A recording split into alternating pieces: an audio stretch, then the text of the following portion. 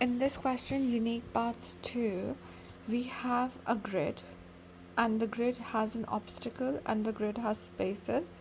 The obstacle is marked with a 1, the space is marked with a 0, and we have to navigate how the robot will reach the end. So basically, the way I have written two ways to solve this question. The first one is the simple 2D array, and the second one will be a 1D. So the second solution that I'll show will be space optimized, but I'll start with the basic one. So first we start with checking with an if loop. If in this obstacle grid, the first one where the robot is supposed to start is 1, which means if that's an obstacle, the robot cannot begin iterating through this grid, so we will simply return 0. This is an edge case.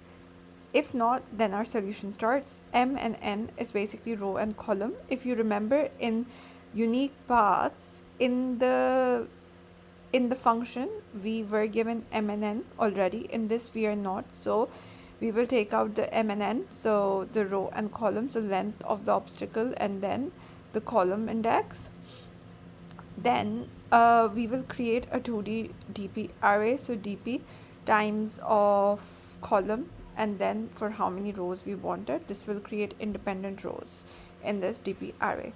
Now in our DP array, this is not us amending the obstacle grid. This is our DP array, the 2D that we are creating. In this, our starting index where the robot is entering, we will mark that as 1. Then we are going to iterate through our obstacle grid, so for I in range M, for J in range N. Now if obstacle grid for this specific index that we are at, if it's marked as a 1, which means it's an obstacle, there are 0 ways to be here, so in our DP array we will mark it as 0. Now else if I equals to 0 and j is 0, which means if it's the starting point, it's already set to 1. We don't want to amend it, so we continue. And then lastly is if, now we will check in the DP array how we will amend it. So we will check the row on top of us and the index, the column on the left of us. So if this is M, this is N, so M minus 1 will check the row above us, so minus 1 above us, and for column on the left of us we will amend this J value. So on the left, column on the left will be J minus 1 because we are going back. Now we are checking if I is greater than 0. So we don't want to amend the top ones. So we are basically checking, is there a row or a column above me, which means it's not the top row and it's not the leftmost column. If there is, then we are grabbing the value from this. So we are applying this DP of I minus 1 and j when there is a row on top of us and if there is a column on the left of us. If yes, then we use this, or else we just pass 0.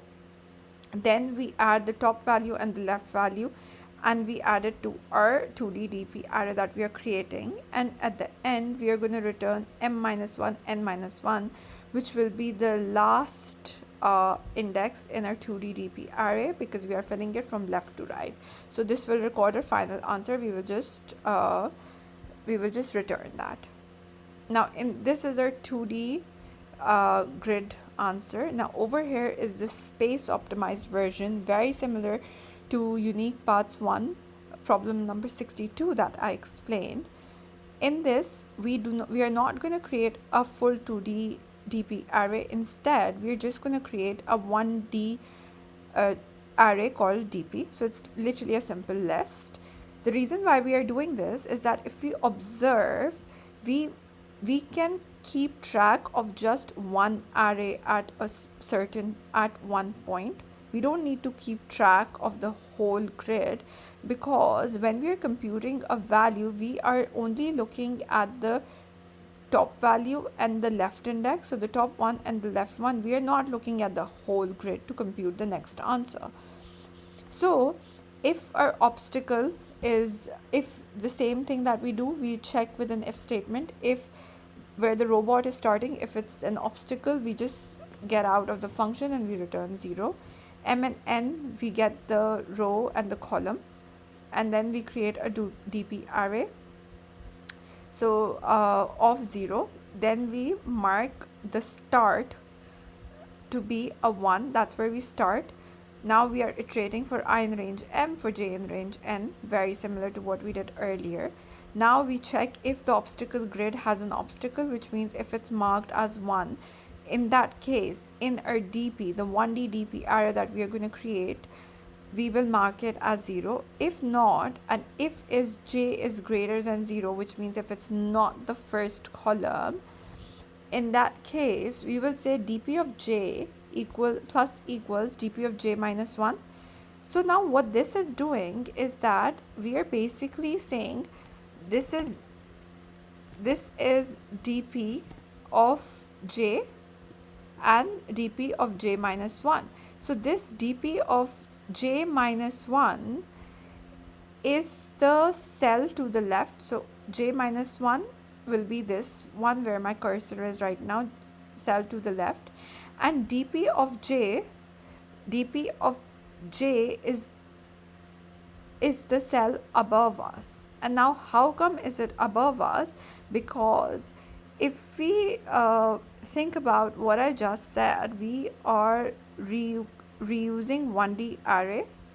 So before we compute this value dp of j, the existing dp of j value that is at that point is the older one that we computed, which was basically the row above us.